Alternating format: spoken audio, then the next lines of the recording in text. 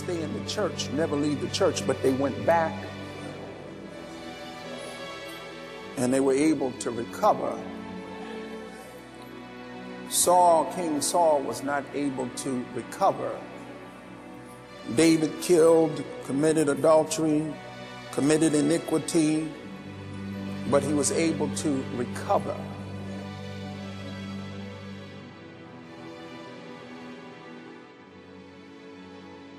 I told you when I went to church unsaved, I was up. I wanted to be up. I wasn't waiting for anyone to prompt me. It was in me. It was in me. I was always, when I was unsaved, I think I was showing off when I was unsaved, but I was sincere. I wanted the church. I didn't care what church I went to when I was unsaved. I wanted to make them think that I was a part of them. That's the way I was.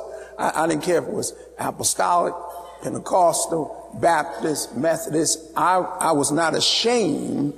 I wanted them to think that I was a part of them. Unsaved. So when the Lord saved me, if I could act a fool and be a hypocrite when I was unsaved, there was no issue with me to testify. And I'm going to reiterate it again. My own pastor and another minister in charge, they didn't even recognize that I was called to the ministry. And in my mind, I kept it in my heart. I thought like a preacher. That was the thing about me when I was first got saved. I thought like a preacher. And every time I saw a preacher, I said nothing to my wife. I wanted to be like the preacher. And I got this quest to read the Bible. And all I did in the beginning was Bible, Bible, Bible, Bible. Didn't know what I was reading, but Bible, Bible, Bible, prayer, Bible, Bible, Bible. And my first test of being a preacher was when my father-in-law said, now, John, I found the church. I found the first church. I always found every church. I was actively doing something. When we used to go in 1971 to Warrensburg, unheard of. I met a carpenter on the job in Arbor Hill, and I started witnessing to him. I was a field office construction manager, and I started witnessing to the carpenter, and I told him on the job, I said, you need to get the Holy Ghost. And I explained it to him. I was only saved about 2 or 3 months. Next thing I know, Lord allowed me to establish a Bible class in Warrensburg in a house in 1971. And immediately, as soon as the door was open, I ran to the pastor. I said, is the door open? But in my heart, I wanted to be not a pastor, a preacher. Didn't say anything. And it happened, that pastor, I told you a few weeks ago, that lady pastor in Brooklyn, I stand up in a minute. Anybody desire to testify? Bang, I'm up. And I know I wasn't as seasoned. I had a lot of complexes because I had Salvation Army clothes on. Everybody else looked like they were church. And I threw all my I used to call them glad rags away. My glad rags. My tailor-made clothing from Hong Kong. I used to love to look at my name in there. Threw it all away. Came back, got saved. Pastor never said anything to me, and I was in the house praying. And I went in the closet, looked at all those sharp clothes I had. They were sharp too. Those were the clothes I associated when I wanted to profile. Today they don't use the word profile. It means when you want to be seen. I would wear those clothes. And I was from the East Coast, and I knew I had it on them from the West Coast. You couldn't tell me anything.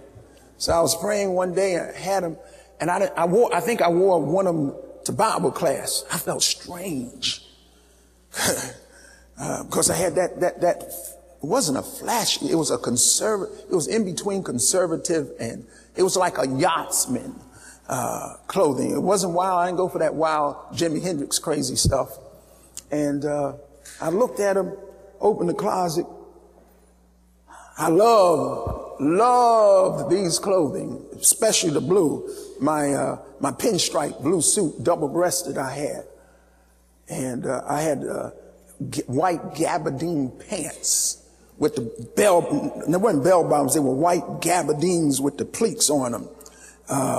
And then I had a blue, like a sky blue blazer, and had this, I don't know what type of turtleneck I had. It was white, long sleeve, and I had white leather shoes with mahogany heels on them, mahogany wood heels, and white leather loafers. Couldn't tell, and white silk socks. I kept that. That's stuff you party in, stuff you profile in. So I went there, and just off the spare moment, something said, throw it away. I looked. Nobody was talking to me. I loved those clothes. They were special made for me. Hong Kong. I think I was in Hong Kong twice. Went and got them all. Boom. And some say, you're stupid, you're stupid. I just grabbed them. And I knew the folks up there in the apartment, they looked and just went to the dumpster and threw them all in there. It broke my heart. And I walked away and looked in the dumpster. And what did I have to put on? Not one suit. Next day, I went to a place that I used to make fun of everybody, but I went to the Salvation Army. Bought a suit from the 50s. The lapels was about that big. It was that thick, the suit. Now, you know they don't make suits that thick anymore. No style, no fashion whatsoever. And I found a tailor over in South Pearl Street. I paid about now this is back in 1972. I paid about $6 for the suit. It was so big, the pants waist was so big, the man didn't want to work on it, and I persuaded him. Cost me $20-some to alterate it in 1972. Now, you know what $20-some worth of alterations is in 1972? That's a lot of money today. Paid $6 for it. And you couldn't tell me anything. It was clean, but it was a 1930 suit. I mean, it was just thick. It couldn't lay on your chest like this and laid out like that. I wore it. And I must have wore that suit a couple years. Kept it clean. Didn't smell. I took so much pride in that. Now, I wouldn't wear it at home because I was ashamed to wear it at home. I would wear it up here because folks didn't know me. And finally, I got another Salvation Army suit. Lord was breaking me down and humbling me. Got another Salvation Army suit. And so when we went to Brooklyn, had my suit on. I stood up. They stood up. They were fashionable.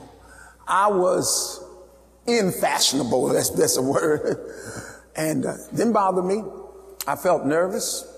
Got up, suit all big, looking crazy, but I was clean. They testified.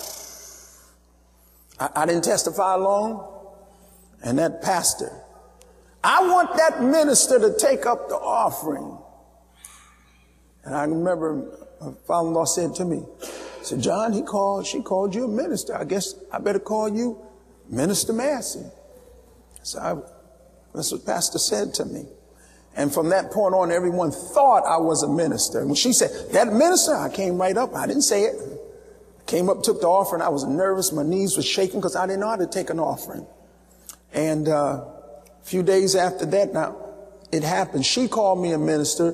The pastor calls me a minister. 3 days later, we're on a fast. And that's when I felt that hand touching my head. And I didn't know what it was, but I couldn't pray. I'm up on the rostrum and the hand in the church by myself. A finger touched me on this side. I could visualize it. It was a finger. I looked. I said, there's nothing up there. And I'm fasting and praying. Praying. And I couldn't stop. I said, I've got to find out. I said, every time I close my eyes and put my head down, I feel like a finger's touching me.